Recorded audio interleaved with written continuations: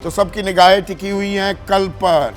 कल इस वक्त तक तस्वीर बिल्कुल साफ हो जाएगी किसकी बनने जा रही है सरकार, जनता जनार्दन ने किस पर मोहर लगाई, ये बात साफ होती दिखने लगेगी। और इस बीच राजनीतिक हलचल भी जारी है। प्रधानमंत्री नरेंद्र मोदी से बिहार के मुख्यमंत्री नीतीश कुमार ने मुलाकात की। मुलाकात खत्म हो गई है। अब क्या बात हुई, क्या चर्चा हुई, मंत्रिमंडल में शामिल होगी जेडीयू, कौन से मंत्री पद चाहेगी, अब नतीजे नहीं आए हैं पर तैयारियां शुरू हो जाती हैं। और इसका जायजा ले रहे थे मेरे सहयोगी अंकित गुप्ता।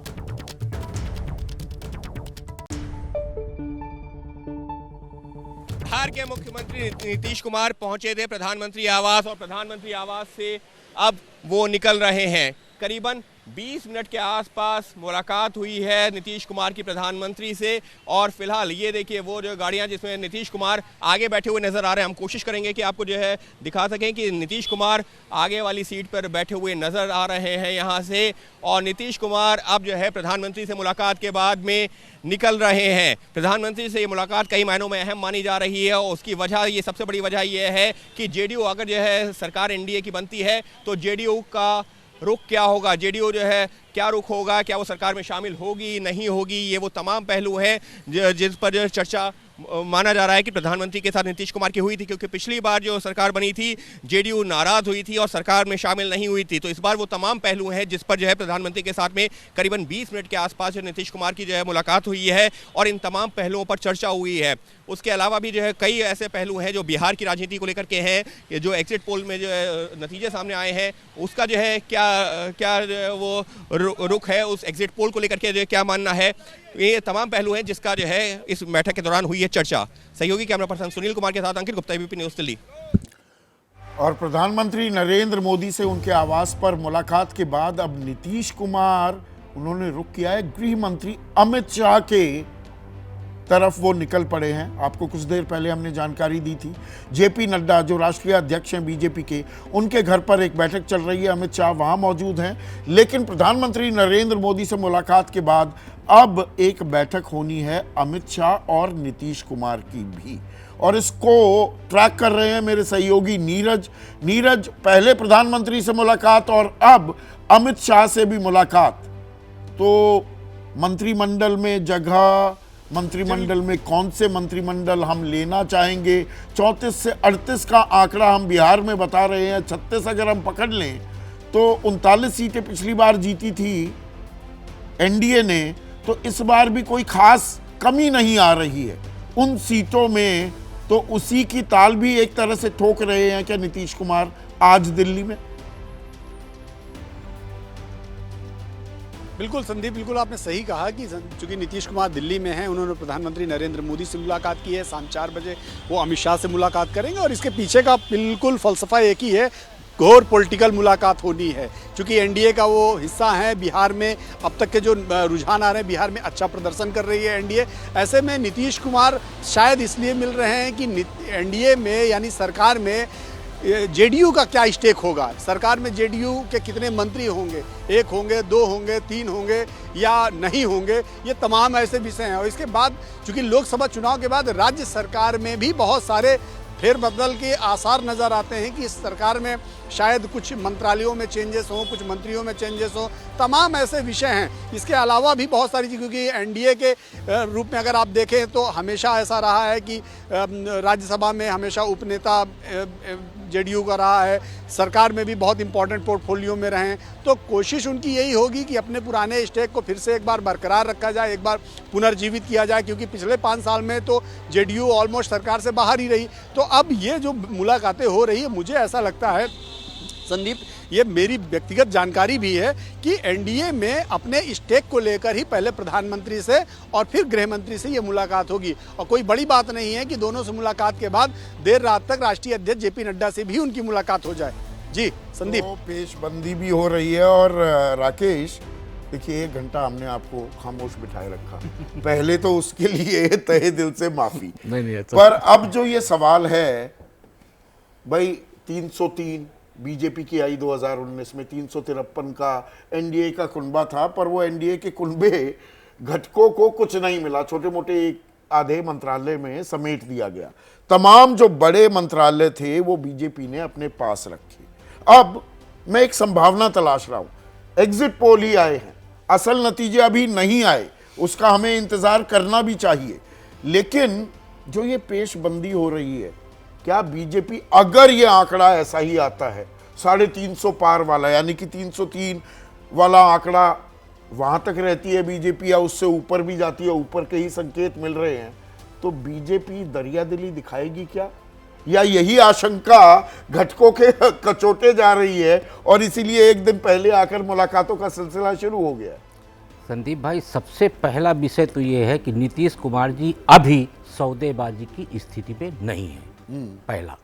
दूसरा, जब तक नतीजे नहीं आते तब तक कौन मंत्री बनेगा, कितने मंत्री बनेंगे, ये संभावना नहीं है। मेरा मानना ये है, नीतीश कुमार जी भारतीय जनता पार्टी के जिन दो बड़े नेताओं से मिल रहे हैं, उसका कारण ये है कि राजनीतिक विश्वसनीयता में नीतीश कुमार जी सबसे संदिग्ध नेता है और वो ये सारी परिस्थितियों को देखते हुए नरेंद्र मोदी जी और अमित शाह जी के सामने ये साबित करने का प्रयास कर रहे हैं कि अब अल्टन पलटन नहीं होगी, क्योंकि जो गणित दिखाई दे रही है उसमें अल्टन पलटन की संभावनाएं हैं। नीतीश कुमार जी कहीं ना कहीं ये भी साबित करने का प्रयास कर रहे हैं या ये भरोसा देने का प्रयास कर रहे हैं कि स्थितियां चाहे जो रहेंगी, हम भाजपा के साथ रहेंगे।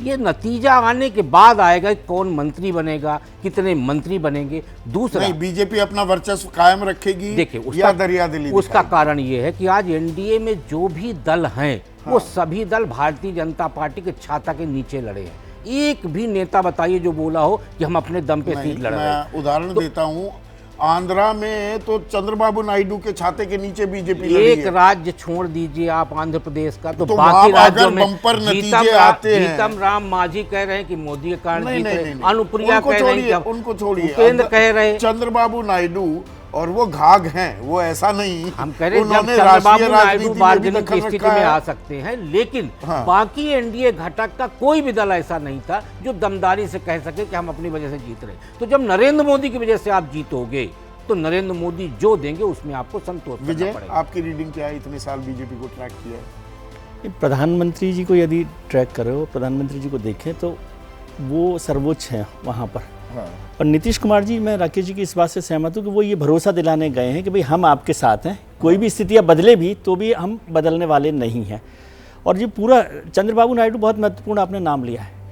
यदि आपको याद हो 96-98 का जिक्र भी, कि वो यूनाइटेड फ्रंट गवर्नमेंट के लीड कर रहे थे उस पूरे को, और जब वाजपेयी जी की सरकार बनी NDA हुआ तो एनडीए को लीड कर रहे थे और उन्होंने मैं इसीलिए ये सवाल मैंने पूछा। एमपी को बना दिया जिसका कोई एक्सपीरियंस नहीं था, जो लोकसभा उनका राष्ट्रीय राजनीति भी वो करना जानते हैं और क्षेत्रीय वो एक शतरंज का काम भी जानते हैं। और वो सबसे बड़े घटक दल के तौर पर साबित होंगे इसमें, यदि वो एनडीए में रहते हैं। मतलब अब तो रहेंगे ही एनडीए के अंदर, तो वो सबसे बड़े होंगे। लेकिन नीतीश कुमार जी के पास अभी कोई इस तरह की स्थिति नहीं है कि वो कोई शर्तें लगाएं प्रधानमंत्री जी के साथ कि क्या शर्त होनी चाहिए, क्या नहीं होनी चाहिए। और आप सोचिए, चुनाव से पहले प्रधानमंत्री ने ये साफ कर दिया 370 बीजेपी के लिए और 412 एनडीए के लिए, तो उसकी हैसियत तो बता दी ना। 10% भी हैसियत नहीं है एनडीए में, सरकार में सहयोगी दलों की 30 सीटें। वो तो नहीं, पर 38 लोगों का एक पूरा हाँ, तो वो उसको कोई कुनबा बहुत- भी तो बहुत- जोड़ा। बहुत मिलने वो वाला बताते नहीं। रहते हैं उसमें से 20 तो ऐसे हैं जिनका कोई सांसद या विधायक भी नहीं है। और अभी भी नहीं होगा उसका। वो तो केवल उस बीजेपी को कितना सपोर्ट मिल सकता है उनके वोट से, उसके काम में आएगा। लेकिन चंद्रबाबू की भूमिका बहुत महत्वपूर्ण हो सकती है इस पूरे सरकार के गठबंधन में, एक उनकी देसी सरकार को। कहावत है और राजनीतिक दलों को अन्यथा नहीं लेना चाहिए कि गांव बस्यानी मंगते आनगे। तो अभी से ही पोजीशनिंग भी होनी शुरू हो गई है प्रदीप जी। नहीं, मुझे लगता नहीं। देखिए, जो स्थिति है बीजेपी की 14 में भी 19 में भी, बीजेपी इन अपने सहयोगी दलों को खास तौर से मोदी लेकर चल रहे हैं।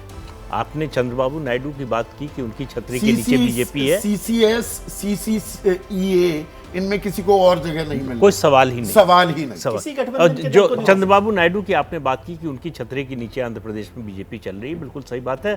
लेकिन ये भी सही है कि 1.5 साल से चंद्रबाबू नायडू ने हर कदम उठाया कि बीजेपी किसी तरह से अलायंस कर ले। वो बीजेपी से अलायंस करने के लिए बीजेपी से ज़्यादा लालायित थे। बीजेपी के पास दोनों तरफ से ऑफर था। लेकिन चंद्रबाबू नायडू का अगर आप इतिहास देखें तो अपने ससुर से जो उन्होंने NTR बगावत रामाराव की, से, हाँ। उसके बाद मुख्यमंत्री बने पहली बार, उसके बाद 2 बार मुख्यमंत्री बने, दोनों बार तभी बने जब बीजेपी के साथ अलायंस था। अब इसका मतलब ये नहीं कि बीजेपी ने बना दिया या उनका वोट बढ़ा लेकिन दिया, बीजेपी के साथ हारे बीजेपी भी को नहीं साथ। फायदा होता है। लेकिन चंद्रबाबू नायडू को 2014 में भी ये समझ में आया कि मोदी के नाम का ट्रैक्शन है, हमको मोदी के साथ जाने से फायदा मिलेगा, बीजेपी को भले फायदा ना हो। तो ये बात चंद्रबाबू नायडू भूल नहीं सकते, क्योंकि 18 में जो गठबंधन तोड़ा उसके बाद से उन्होंने जो झेला है आंध्र प्रदेश में, उनको मालूम है कि केंद्र सरकार का सहयोग कितना महत्वपूर्ण हो सकता है। तो उनकी नज़र में राज्य की राजनीति का महत्व ज़्यादा है बजाय राष्ट्रीय राजनीति। पर हम अभी भी कुछ ओवरस्टेप कर रहे हैं कि देखिए नतीजे नहीं आए हैं, और नतीजे जब आएंगे तभी इन बातों का कोई अर्थ भी होता है, और नतीजे निष्पक्ष और पारदर्शी होंगे या नहीं, ये सवालों के घेरे में है। और ये सवाल उठा रहा है विपक्ष। और आज 12:30 बजे अब चुनाव आयोग एक प्रेस कॉन्फ्रेंस भी करने वाला है। आप इसे कितना अहम मानेंगे अब है? और ये प्रेस कॉन्फ्रेंस, वैसे सवाल पूरी चुनावी प्रक्रिया में 7 चरण में उठे तब कोई प्रेस कॉन्फ्रेंस नहीं हुई है। चुनावी नतीजों से ठीक एक दिन पहले उसके मायने, उसकी अहमियत आपकी निगाह? देखिए, ये इस बात पर निर्भर करता है उसकी अहमियत, क्या वो विपक्ष द्वारा उठाए गए सवालों के जवाब उस प्रेस कॉन्फ्रेंस से मिलेंगे, क्या विपक्ष ने जो संदेह व्यक्त किए हैं उनका समाधान होगा, या ये एक औपचारिक किस्म की प्रेस कॉन्फ्रेंस होगी, ठीक उसी तरह की जिस तरह का एक जगत प्रकाश नड्डा ने बयान दिया था चुनाव खत्म होने पे कि हम सबको धन्यवाद देते हैं, हम चुनाव आयोग को भी धन्यवाद देते हैं, हम मतदाताओं को भी धन्यवाद देते हैं कि सब चीज़ें सफलतापूर्वक हुई। कि चुनाव आयोग की भूमिका पर पिछले दिनों से जो सवाल उठते रहे हैं पूरे चुनाव के दौरान, क्या चुनाव आयोग उन सवालों के बारे में, उन सवालों को संबोधित करेगा? इस पर निर्भर करेगा कि इस प्रेस कॉन्फ्रेंस का महत्व क्या है, वरना ये एक तरह की औपचारिक कवायद बन के रह जाएगी। और यहाँ पर संजय राउत ने, देखिए जिन बातों का मैं जिक्र कर रहा था, अभी ताज़ा बयान आ गया है। शिवसेना उद्धव ठाकरे गुट के राज्यसभा सांसद हैं, वो कह रहे हैं कि चुनाव आयोग के बारे में लोगों के मन में शंकाएं हैं। सुन लेते हैं उनकी बात। इलेक्शन कमीशन के बारे में लोगों के मन में बहुत शंकाएं हैं। इलेक्शन कमीशन एक न्यूट्रल बॉडी है, एक संवैधानिक संस्था है, लेकिन जिस तरह से बार बार हमको जाकर, सभी विपक्षी दलों को जाकर चुनाव आयोग के सामने हाथ जोड़ना पड़ता है, कुछ बातें सामने लानी पड़ती है, और चुनाव आयोग भी सुना अनसुना करती है, ये इंडिपेंडेंट बॉडी का लक्षण नहीं है। प्रधानमंत्री चुनाव के दिन ध्यान को बैठते हैं और पूरा फोकस चैनल पर उनका ऊपर आता है। ये एक प्रकार से आचार संहिता, कोड ऑफ कंडक्ट का उल्लंघन है। चुनाव आयोग बीजेपी की एक्सटेंडेड ब्रांच, बीजेपी की एक शाखा इस तरह से काम करे। तीखा हमला है ये। तो ऐसे में जो आप कह रहे थे कि सवालों के जवाब होने चाहिए, 3 बड़े सवाल जो आप चाहेंगे कि चुनाव आयोग को उनके जवाब देने चाहिए, वो कौन से सवाल? एक तो सबसे ताज़ा सवाल यही है जिसकी हम लोग ब्रेक में भी चर्चा कर रहे थे, पोस्टल डाक वाले मतपत्रों का सवाल है। इस सवाल के ऊपर पूरी तरीके से उनकी स्पष्टता आनी चाहिए। दूसरे, उन्होंने प्रधानमंत्री के भाषणों पर या राहुल गांधी के भाषण पर जो अध्यक्षों को नोटिस दिए थे, उन नोटिसों का दरअसल हुआ क्या, उसके बारे में उनको साफ करना चाहिए। जब चुनाव लगभग खत्म होने की तरफ था तब उन्होंने वो एक दिशा निर्देश भेजे कि आप ये बोलिए, ये मत बोलिए। इन सब का क्या मतलब है कि आप संविधान में मत बोलिए? अगर विपक्ष सरकार की योजनाओं के ऊपर आलोचना नहीं करेगा या प्रश्न नहीं उठाएगा या संविधान के ऊपर चर्चा नहीं होगी, चर्चा महत्वपूर्ण है कि नहीं वो अलग बात है, अपने विचार हो सकते हैं, लेकिन क्या आप विपक्ष को रोक सकते हैं कि आप इन विषयों पर न बोलें?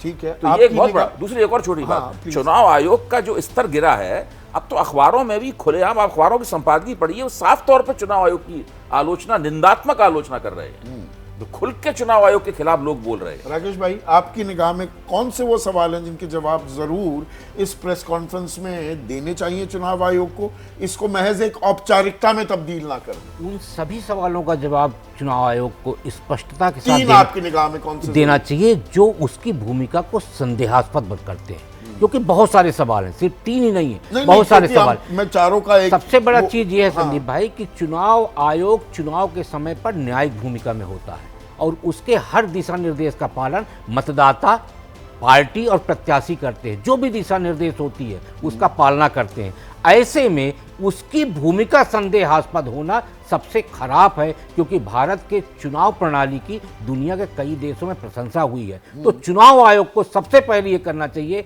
कि चाहे वो वोट ऑफ परसेंटेज का मामला हो, चाहे जो भी मामला हो, उन सारी स्थितियों को स्पष्ट करना चाहिए। तभी निष्पक्ष चुनाव आयोग की निष्पक्षता सामने रह पाएगी और भारतीय जनता जनमानस भरोसा कर पाएगी। विजय, स्पष्ट सवाल है कौन कि से हैं जिनके सवाल जवाब आप पहला सुनना चाहेंगे? मैं सवाल समझना चाहता हूँ। एक तो ये कि जिस तरह से अपने आप को एक निष्पक्ष दिखाने के लिए उन्होंने अलग अलग तरीके के नोटिस अलग अलग लोगों को भेजे। कुछ ऐसे लोगों को नोटिस भेजा जो चुनाव लड़ ही नहीं रहे, लेकिन उनको आपने कहा कि चुनाव प्रचार पर रोक लगेगी, नहीं लगेगी या क्या करेंगे। रणदीप सुरजेवाला 48 घंटे क्योंकि इलेक्टोरल उसमें प्रोसेस में वो नहीं है ना शामिल, कैंडिडेट हो तो ठीक है। मैं इसीलिए वो उदाहरण दूसरी बात कि कुछ लोगों को आपने नोटिस नहीं देकर उसकी जगह पार्टी के अध्यक्ष को ये जिम्मेदारी दी। क्या पार्टी अध्यक्ष किसी व्यक्ति के लिए जिम्मेदार है? कानून में कोई ऐसी व्यवस्था है कि इस तरह से बनाना चाहिए? और यदि ऐसा है तो अभय जी ने जो कहा, क्या उसका कोई जवाब मिला और उस जवाब पे चुनाव आयोग ने क्या कार्रवाई की? तीसरी बात, जो वोटिंग परसेंटेज को लेकर जो बहुत कुछ हुआ, उस पर मैं समझता हूँ कि उन्हें पहले ही सफाई देनी चाहिए। हालांकि ये कहा गया कि उसको वेबसाइट पर डाल दिया गया था, लेकिन फिर भी क्योंकि हमेशा ये बात कही जाती है कि दिखने में भी निष्पक्षता होनी चाहिए। बिल्कुल, ये लोकतंत्र का पूरा सिस्टम आपके भरोसे बैठा हुआ, चुनाव आयोग के और भरोसे। निष्पक्ष नहीं होनी चाहिए। लगना भी प्रक्रिया वो दिखनी भी होती, दिखनी भी चाहिए। आज एक काउंटिंग से पहले जो इतने सवाल खड़े हो रहे हैं, ये पॉलिटिकल पार्टीज पर सवाल नहीं है, चुनाव आयोग पर सवाल है। जो आज आप कह रहे हो काउंटिंग में ये हो गया, एग्जिट पोल पर ये हो गया, क्योंकि कल क्या होगा, तो ये सारे सवाल चुनाव और लोकतंत्र के लिए सबसे जरूरी है कि चुनाव आयोग की तस्वीर साफ रहे। तो देखते हैं, इंतजार की घड़ियां 13 मिनट बाद है ये प्रेस कॉन्फ्रेंस। इन सवालों के जवाब मिलते हैं या नहीं, और इन सवालों के जवाब दरअसल स्वस्थ, निष्पक्ष और पारदर्शी, तो मैंने बात कई बार कह दी, स्वस्थ लोकतंत्र, एक मजबूत लोकतंत्र के लिए इन सवालों के जवाब जरूरी भी हैं। तो हम वो इंतजार करेंगे। तो कल चुनावी नतीजे आएंगे, काउंटिंग डे है, किसकी बनेगी सरकार, इसका नतीजा आपके सामने होगा। और इस बीच राजनीतिक हलचल तो तेज है ही। चुनाव आयोग, जिसके ऊपर पूरी जिम्मेदारी होती है कि निष्पक्ष और पारदर्शी चुनाव हों, वो एक प्रेस कॉन्फ्रेंस कर रहा है। अब सवाल बहुत उठे चुनावों के दौरान कि भाई वोटिंग परसेंटेज कितनी, पहले चरण की 11 दिन बाद एक तब्दीली आई, दूसरे चरण का 4 दिन बाद पता लगा। अब कल नतीजे आ जाएंगे, सुबह 8 बजे वोटिंग शुरू होगी, शाम तक जीत का सर्टिफिकेट भी दे दिया जाएगा। जब 1 घंटे 1 दिन के भीतर ये पूरी प्रक्रिया की जा सकती है और अलग अलग पार्टियों के वोट गिने जाने होते हैं, तो फिर कितने मतदाताओं ने अपने मत का इजहार किया, किसके पक्ष में किया, ये गिनने की जरूरत नहीं होती। वोटिंग के दिन उसे बताने में 11 दिन क्यों लग जाते हैं?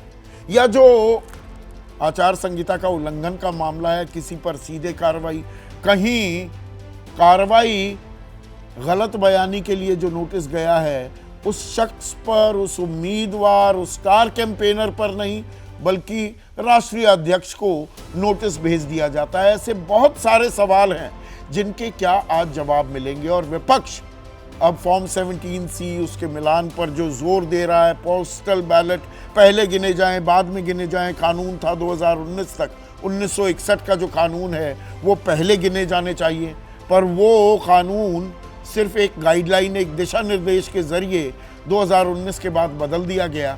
क्या इन पर कुछ स्पष्ट जवाब हमें इस प्रेस कॉन्फ्रेंस के जरिए मिलेंगे? यहाँ पर देश के वरिष्ठतम पत्रकार मेरे साथ हैं, कुछ सवाल वो भी इंतजार कर रहे हैं, उनके जवाब मिलते हैं या नहीं। प्रदीप जी, आपके जहन में कौन से वो सवाल हैं जिनके जवाब मिलने चाहिए चुनाव आयोग की तरफ से? देखिए, एक तो जो आपने मुद्दा उठाया और बहुत दिनों से उठा हुआ है, वो है वोट प्रतिशत का। उसका केवल स्पष्टीकरण ही नहीं आना चाहिए, इस तरह से आना चाहिए जिससे लोगों की शंका का समाधान हो, लोगों को उस पर विश्वास हो कि ये जो स्पष्टीकरण आया है, जो चुनाव आयोग कह रहा है, ये तथ्यों से मेल खाता है और ये यही कारण रहा होगा। क्योंकि वो मन से कभी जाएगा नहीं, उससे मैं नहीं मानता कि रिजल्ट पर कोई फर्क पड़ने वाला है, लेकिन शंका हो जाए, शंका की गुंजाइश नहीं होनी चाहिए चुनाव आयोग की तरफ से। दूसरा ये कि जो मॉडल कोड ऑफ कंडक्ट में नोटिस देने का मामला है, तो इलेक्शन कमीशन को एक एसओपी बनाना चाहिए, स्टैंडर्ड ऑपरेटिंग प्रोसीजर, कि ये तरीका होगा अगर कोड ऑफ कंडक्ट का उल्लंघन होता है और सबके ऊपर समान रूप से लागू होना चाहिए। ये अब जो हो चुका है, पिक एंड चूज नहीं हो सकता, पिक एंड चूज नहीं हो कि सकता कहीं सीधी कार्रवाई, कहीं आप राष्ट्र, ये पहली बार हुआ है ना, आपके पास इतना तजुर्बा है। चुनाव आयोग किसी उल्लंघन के लिए उस शख्स को नोटिस ना देकर उसके पार्टी अध्यक्ष को नोटिस दे, पहली बार हुआ है, निश्चित रूप से पहली बार हुआ है, और इसका भी कारण बताना चाहिए चुनाव आयोग को कि ऐसा उसने क्यों किया, इससे पहले ऐसा क्यों नहीं हुआ, और कार्रवाई क्या हुई, जवाब जो मिला, और उसके बाद कार्रवाई क्या हुई, क्या वो कार्रवाई संतोषजनक है।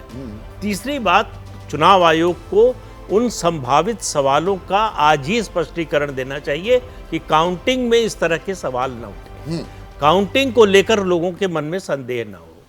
देखिए, एक तो होता है पोस्टल बैलेट पर तो टोटल क्लैरिटी देनी चाहिए ना। बिल्कुल भाई, आप कोई भी बदलाव करते हैं तो उस पर स्पष्टीकरण तो देना चाहिए। 2019 तक एक कानून चला रहा था, 1961 का कानून, आपने सिर्फ एक दिशा निर्देश एक चिट्ठी के जरिए उसे बदल दिया। नहीं, बदल देने में कोई हर्ज नहीं, पर क्यों बदला, क्यों बदला, ये बताना जरूरी है। तो ये तीन मुझे लगता है जो मुद्दे हैं, इन पर स्पष्टीकरण जरूर आना चाहिए। अगर नहीं देता है चुनाव आयोग तो शंका की गुंजाइश फिर भी बनी रहेगी। तो अब राजीव कुमार आ गए हैं, मेरे पीसीआर डायरेक्टर ने भी मुझे कमांड दे दी है, आदेश दे दिया है, तो सीधा हम अब राजीव कुमार क्या बोलते हैं। तीनों चुनाव आयुक्त, 2 चुनाव आयुक्त, एक मुख्य चुनाव आयुक्त आपके सामने हैं, सुनते हैं क्या कह रहे हैं। Anuj Chanda, Joint Director, who all of you are familiar with. The format is as follows. There will be opening remarks by the CEC along with the presentation. We will share the PDF copy of the presentation with all of you after this event is over. Following this, there will be a question and answer session. When you want to ask a question, raise your hand. Wait for your chance to be called to put your question. I will direct the mic to come to you. When it's your turn, introduce yourself and your organization, and then ask your question. I request you to be brief and ask only one question at a time. Please keep your mobiles on the silent mode. Sir, the floor is open. Thank you, Mr. Narayanan. Good afternoon, friends.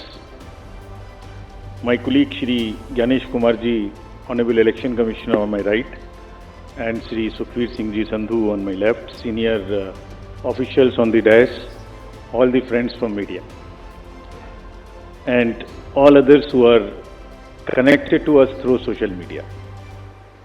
A very warm welcome to all of you. इस press conference में आप सबका स्वागत है। Last we had met was on 16th of March, and now that was beginning of the poll, and now tomorrow is the counting, so close of the poll. So on a lighter vein, on social media now you will see various memes with the taglines that perhaps Lapata gentlemen are back. So we were never out, we were always here. We chose to interact with you through our press notes. This was first time that we have issued close to 100 press notes, which has never been done ever. Advisories and all put together is total 100. So we have been interacting from behind the scene. So today we thought we will come and talk to you about this incredible story of the general elections, and we'll also try and answer whatever had happened during these 7 phases, both positive, negative. So let's just go through this incredible journey of the 7 phases. How do we go about it is that what has been the magnitude, what has been the effort of all of us together. 4 M's की हमने बात की थी जब हम शुरू किए थे election, muscle, media, miss information. तो उन 4 M में MCC, उनमें क्या हुआ, कैसा रहा, आपको रिपोर्ट करेंगे। और काउंटिंग के बारे में जितनी बातें हैं, उसकी प्रिपेयर्डनेस क्या है, उसके बारे में भी बात करेंगे।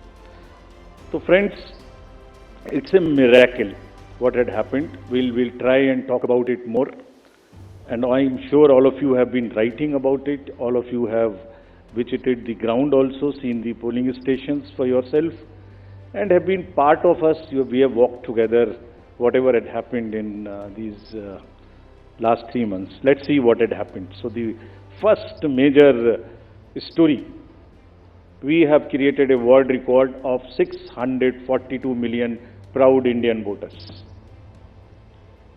This is a historic moment for all of us, for the nation as a whole. 642 ever anywhere in the world in any of the electoral exercise. That's what is the number of voters. And this is, just to give you some small statistics, this is 1.5 times of the voters of all G7 countries. US, UK, France, Germany, Italy, Japan, Canada, all put together. We are comparing voters, not electors. And it is 2.5 times of the voters of 27 countries in the EU. That has been the incredible power of the voters of India. Let's see what happened next. There are 312 million proud women voters. This is also the highest ever in the world. It is larger than the 2019 elections, both the total and the women voters. So this, we feel, is the moment that we must cherish, we must celebrate, and we want to give them a standing ovation to all our voters by this. I would ask all of you to join and hand. These are all our voters. So we thank you all. We salute all our voters, all our women voters who have really come and voted in this election, including all of you. You have also voted. I know many of you. I personally know the experiences which you have had on the polling station. Let's see what happened next. 85 plus and PWD voters. We again salute them. We again salute them. It has also not happened ever. उनके घर घर जाके हमने vote लिया और आपके भी घर में कहीं ना कहीं आसपास में किसी ना किसी बुजुर्ग ने वोट दिया होगा, जिसकी वजह से वो भी हमारे इसमें पार्टिसिपेट कर पाए. So these are the incredible stories on the positive note which we want to tell you. और जहां वुमेन का प्रश्न आया, मैंने पूछे वोटर्स दिखाए थे. हमने पूरे चुनाव में ये कोशिश की कि वुमेन डिग्निटी पे कोई भी वर्ड किसी के मुंह से पॉलिटिकल पर्सन के ना निकलने पाए. अगर निकल भी गया तो उसको हम इतनी स्ट्रॉन्ग नैरेटिव और इतना स्ट्रॉन्ग वर्डेड एडवाइजरी दी है. We feel that in times to come the political parties would also learn, the candidates would also learn to not utter a undignified word against the women of our nation.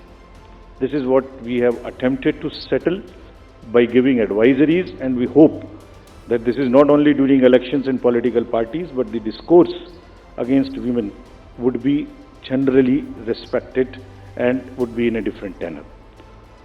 Friends, home voting में जिन लोगों ने हमारे साथ vote दिया, ये हमारे लोकतंत्र के गणनायक हैं. आज़ादी के पहले का भारत इन्होंने देखा है और पिछले 70 सालों में इन्होंने देश की एक एक चीज़ में, तरक्की में और कार्य में भाग लिया है. इनको भी हम दिल से नमन करते हैं कि इतने दिल से इन्होंने हमारे इलेक्शंस में भाग लिया. और हमारा तजुर्बा ये कहता है कि जब हमने सबके घर में पर्ची बांटी कि आपको 12D भरना है, लेकिन मेजॉरिटी ने हमसे ये कहा कि हम बूथ पर आना चाहते हैं. We want to celebrate. We have been going to the booth, we want to go to the booth, and that's the spirit. और हम समझते हैं कि इससे आने वाले समय में यूथ भी इससे प्रेरणा लेंगे. So just to quickly show you how much of the work was involved in this, just see. We have told you about 1.5 crore polling and security personals, but there were around 68,000 monitoring teams. वो क्या कर रही थी ये भी मैं आगे बताऊंगा आपको. तो ये साइलेंट स्टोरी है जो बैकग्राउंड में चल रही थी और 2-3 महीने के नैरेटिव में ये कहीं आती ही नहीं है, खो जाती है. कहाँ खो जाती है? 135 स्पेशल ट्रेन चल रही थी जो फोर्सेस को इधर से उधर लेके जा रही थी. 4 लाख से ऊपर व्हीकल, 1692 से ऊपर की सॉर्टीज जो पोलिंग पार्टीज को अंदर में जंगल में पहाड़ पे लेके जा रही थी. Unsung heroes of our elections, and it's a matter of serious research and study कि ये लोग 1.5 करोड़ 50-60 लाख लोग जो बिल्कुल पोलिंग कराते हैं, ये अलग अलग डिपार्टमेंट से आते हैं, आपस में मिल जाते हैं और एक दिन पहले मिलते हैं और अचानक से एक जैसा 10 साढ़े 10 लाख बूथ पे एक इलेक्शन प्रोसेस को कंप्लीट कर लेते हैं। हम लोग आपस में अगर 5 लोग किसी डिफरेंट ऑफिस से आके मिल के बैठे हैं तो कितनी भी ट्रेनिंग कर लें तो आप समझ सकते हैं कि कितनी देर लगाएंगे एक काम को करने में। और ये पोलिंग स्टेशन पे जाके और किस तरह से जाते हैं ये हम बताएंगे। तो इनको भी हम सम्मान करना चाहते हैं बहुत अधिक। तो चुनाव आयोग की प्रेस कॉन्फ्रेंस जारी है। जैसा मैंने आपको बताया 64 करोड़ 20 लाख लोगों ने अपने मत का इजहार किया। 97 करोड़ कुल मिलाकर देश के मतदाता हैं और इसमें से 31 करोड़ 20 लाख महिलाएं थी, यानी कि 33 करोड़ पुरुष और 31 करोड़ 20 लाख महिलाओं ने अपने मत का इजहार किया। और जो बहुत अच्छी बात, एक फील गुड फैक्टर जहां मिलता है, 85 साल से ऊपर वाले बुजुर्ग जिनका घर से ही मत का इजहार करने का इंतजाम चुनाव आयोग ने किया, वो भी ज्यादातर ये कहते पाए गए, जैसा राजीव कुमार बता रहे थे मुख्य चुनाव आयुक्त, कि नहीं भाई हम तो पोलिंग बूथ पर ही जाकर इस जश्न में, इस मेले में, इस रेले में शामिल होना चाहेंगे। पर सवाल हैं कुछ, उनके जवाब भी हम इंतजार कर रहे हैं।